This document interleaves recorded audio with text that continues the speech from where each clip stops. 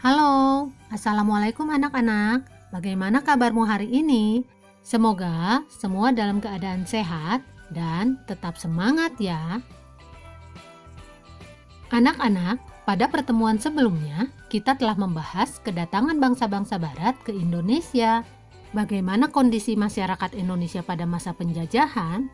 Nah, pada pertemuan kali ini kita awali dengan membahas pengaruh monopoli dalam perdagangan. Anak-anak, coba kalian perhatikan gambar perkebunan cengkeh berikut ini. Cengkeh merupakan salah satu hasil utama masyarakat Maluku. Hasil perkebunan tersebut merupakan tanaman ekspor yang sangat dibutuhkan masyarakat Eropa. Perusahaan dagang Belanda VOC berusaha menguasai perdagangan tersebut. Rakyat hanya diperbolehkan menjual hasil perkebunan tersebut kepada VOC. Para pedagang lain tidak diperbolehkan membeli hasil perkebunan dari rakyat tersebut. VOC telah melakukan penguasaan perdagangan di Maluku atau disebut praktik monopoli. Pada awal kedatangannya, bangsa-bangsa barat diterima dengan baik oleh rakyat Indonesia. Hubungan perdagangan tersebut kemudian berubah menjadi hubungan penguasaan atau penjajahan. Pada awalnya, VOC meminta keistimewaan hak-hak dagang, akan tetapi dalam perkembangannya menjadi penguasaan pasar atau monopoli.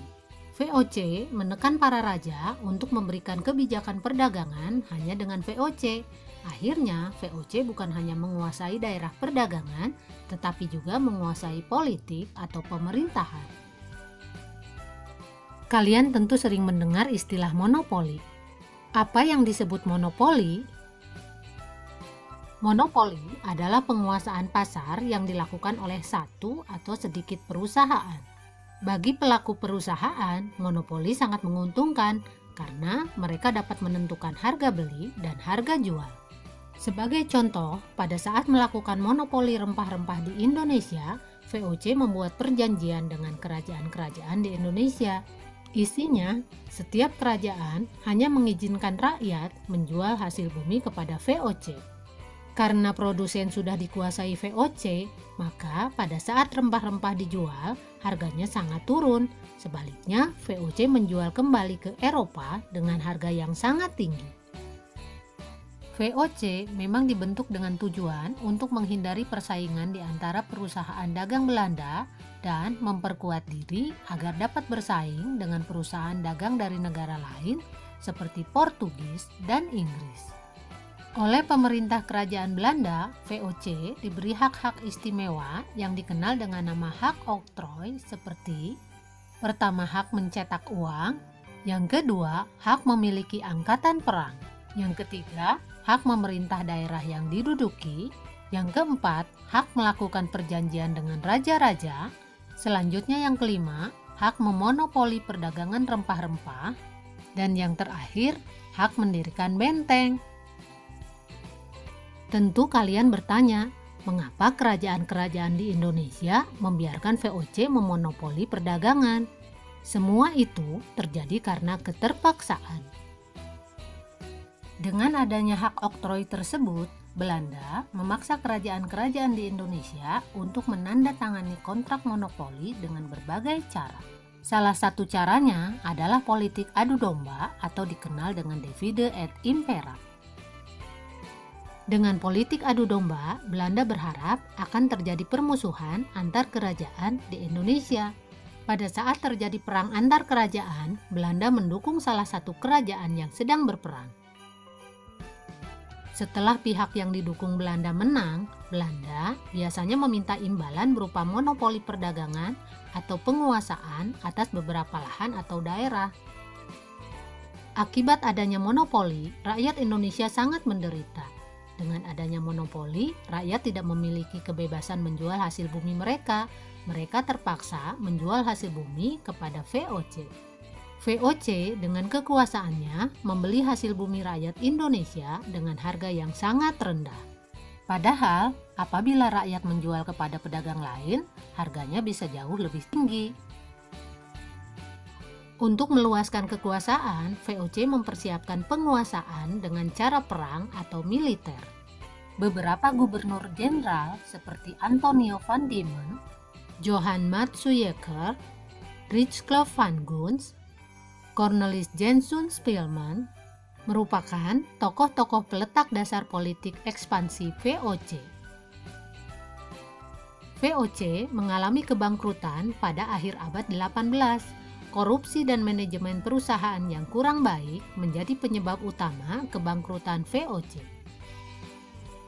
Akhirnya, tanggal 13 Desember 1799, VOC dibubarkan. Mulai tanggal 1 Januari 1800, Indonesia menjadi jajahan pemerintahan Belanda atau sering disebut masa pemerintahan Hindia Belanda. Berikut ini kebijakan-kebijakan VOC yang diterapkan di Indonesia. Pertama, menguasai pelabuhan-pelabuhan dan mendirikan benteng untuk melaksanakan monopoli perdagangan. Yang kedua, melaksanakan politik divide et impera dalam rangka untuk menguasai kerajaan-kerajaan di Indonesia. Yang ketiga, untuk memperkuat kedudukannya, perlu mengangkat seorang gubernur jenderal. Yang keempat, melaksanakan sepenuhnya hak oktroy yang diberikan pemerintah Belanda. Yang kelima, membangun pangkalan atau markas VOC yang semula di Banten dan Ambon dipindah ke Jayakarta atau Batavia. Yang keenam, melaksanakan pelayaran Hongi. Yang ketujuh, adanya hak ekstirpasi, yaitu hak untuk membinasakan tanaman rempah-rempah yang melebihi ketentuan. Dan yang terakhir, adanya penyerahan wajib dan Prianger Stelsel. Sementara pengaruh kebijakan VOC bagi rakyat Indonesia, yang pertama, kekuasaan raja menjadi berkurang atau bahkan didominasi secara keseluruhan oleh VOC.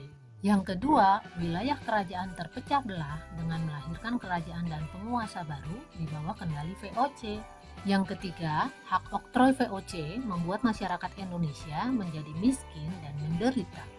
Yang keempat, rakyat Indonesia mengenal ekonomi uang, mengenal sistem pertahanan benteng, etika perjanjian, dan prajurit bersenjata modern.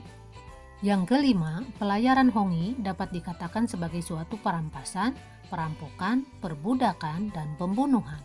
Dan yang terakhir, hak ekstirpasi bagi rakyat merupakan ancaman matinya suatu harapan atau sumber penghasilan yang bisa berlebih. Nah anak-anak, itulah kondisi masyarakat Indonesia akibat pengaruh monopoli VOC dalam perdagangan. Kebijakan apalagi yang diterapkan oleh pemerintah kolonial kepada bangsa Indonesia? Kita lanjutkan pada pertemuan berikutnya. Wassalamualaikum warahmatullahi wabarakatuh.